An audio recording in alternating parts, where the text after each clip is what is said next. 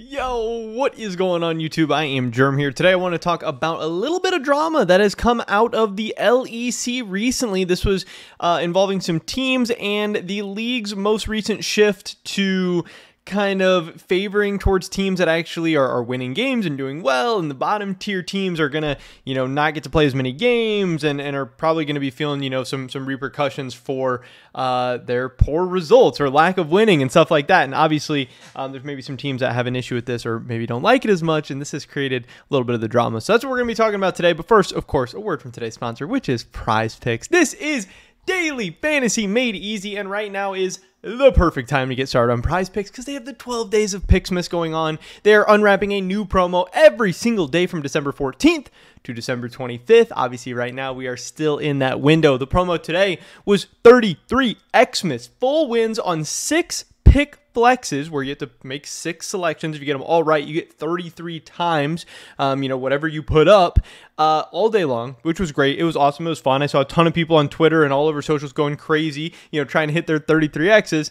And who knows what the promo is going to be tomorrow, but you guys should definitely check it out and get involved. Like I said, it's going to be something really, really great. You can see all the other awesome ones they've done so far. If you're interested in getting signed up, check out the first link in the description below. Prize Picks is actually going to match your first deposit up to $100 for new users. Thank you so much to them for helping support me, my channel, and my content. With that being said, let's get right into this today. So, this was about a week ago. I hadn't really got around to covering it yet. Again, there's always so many stories. Some stuff's going to have to get put on the back burner. Some stuff I forget about for a little bit, then we talk about it eventually. But I always, have a list of things that I want to talk about, things that I think are interesting. This Reddit post, Rich. This is former H2K Rich's Wrath, the Black Lodge, or whatever the fuck his, management company is, or whatever right now. We're talking about that Rich. The Black Lodge GG, which is his premium esports and media agency. Oh, so premium. Rich is an agent for many players, including Odoamne, so he's very clearly informed. And apparently what Rich said on a recent YouTube video or something like that, I don't even know what this is, side select with Foxdrop, Thorin, and Rich. Quite the cast of characters here. Great little bunch. But apparently in this, Rich said, I haven't watched the whole thing, it's like an hour and a half, I don't care to watch it. Apparently Rich said, Odoamne and the rest of the LEC player union was fighting for the LEC format changes. Again, this is best of threes, this is 3 splits, and this is also the fact that the better teams get more games, get to play more, and the bottom tier teams don't get to play as much. They're not going to get as much screen time. The boring games, the bottom teams aren't going to get shown as much, which should hopefully overall be better for the league and also incentivize players and teams to play better, do better, spend more money, actually try to win, actually try to be good. And the teams that are good, they're going to get rewarded with getting to play a ton more games, which is what the players want, so they can get better, so they can get more stage time, so they can get ready for international events, and so that they can be performing at their best, but also so the orgs who actually put resources and time and energy and money into the LEC can get more screen time, can get more fans, can get more money, revenue, all of that stuff. It's just a win on so many different levels. It just makes sense.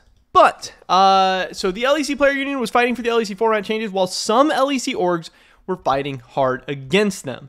Now, apparently they say, hey, for context, Odoamne is the head of the LEC player union, according to Rich. They have a lot of power in the EU region.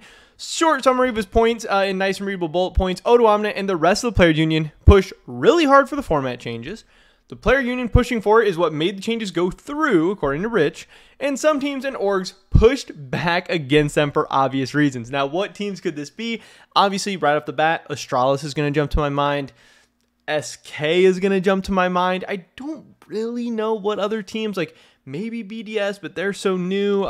Really, any of the other teams shouldn't be affected too much by this and are almost incentivized for the better teams to have more opportunities and stuff. So I don't know. I would have to guess it's one, if not multiple, of those 3 teams, and it just kind of makes it interesting. And also for those teams, it's a really bad look, and it's also really disingenuous to be fighting against stuff like this, which is just merit-based. If you are doing well and winning enough games, you're going to get to play more. It's not like Riot's like picking favorites, like, oh, G2 gets to play a bunch more games, and then Astralis is like, oh, that's bullshit or anything. They're like, no, the teams that win games are going to, and actually try to win games, are going to get to do more. And it's not like you got to be first place in the LEC. You got to be like top 6 or top 8 or something that's not even that crazy, not even that hard.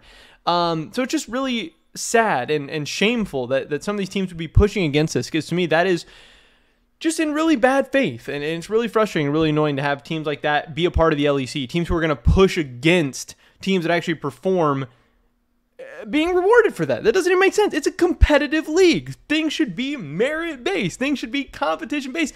That is in the spirit of competition. And a lot of what these origin teams do is quite against the spirit of competition. Those obvious reasons being, of course, that teams now have a big risk. If they underperform in the beginning, it's super, super punishing. Yeah, but again, it's not like you got to get like top 2 or 3. I believe it's like top 6 or top 8 teams get to move on in advance. And also, it's not like underperforming in the beginning is that punishing, because it's not like, oh, every year a random team underperforms at the beginning of the year and they end up being a good team. It's like, no, the last couple years, it's the same teams at the bottom of the standings every single year. It's no coincidence. They know what they need to do to get out of the hole. They just don't want to do it, which is why they would rather push against these changes.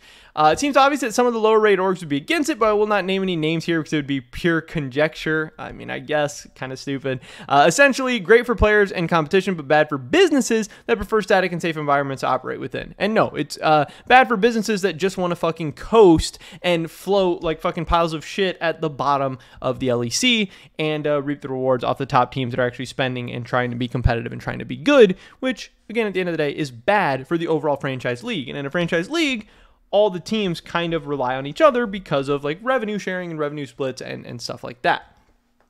We did have a follow-up from Rich who said, RE, my comments on LEC format changes. There were some teams that opposed the format change, not all. There were plenty in favor.